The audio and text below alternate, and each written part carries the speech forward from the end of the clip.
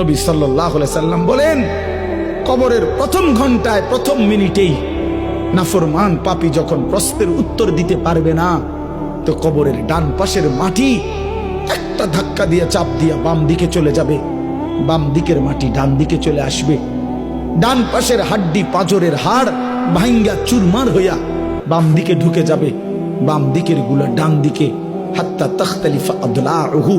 তখন বুঝবি না ফরমান আমি মালিক কত বড় ক্ষমতাবান।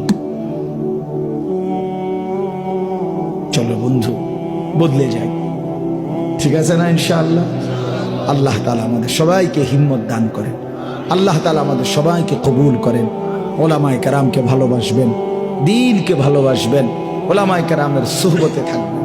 সব সময় পৃথিবীতে ওলামায়ে কেরামের থেকে মানুষকে সরানোর ষড়যন্ত্র সবসময়ই চলে এবং সবসময় এটা চলতে থাকে।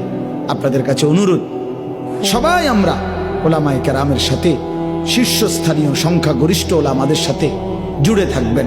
সারা বাংলাদেশে আলহামদুলিল্লাহ শত শত কওমি মাদ্রাসা আছে, শীর্ষ বুজুর্গ ওলামায়ে কেরাম আছে।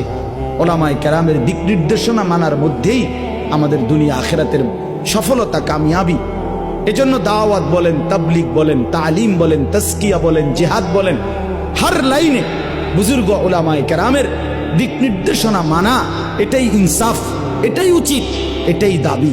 কিন্তু ইদানিং কালে ওলামায়ে কেরামের বিরুদ্ধে, কওমি মাদ্রাসার বিরুদ্ধে, দাওয়াত তাবলীগের মহান কাফেরার বিরুদ্ধে সুগভীর অল্প কিছু মানুষ ছদ্মবেশী ষড়যন্ত্র করছে এবং বাংলাদেশের স্বাভাবিক ওলামায়ে কেরামের সাথে মানুষের যে সুন্দর সম্পর্ক, এটাকে নষ্ট করার ষড়যন্ত্র করছে।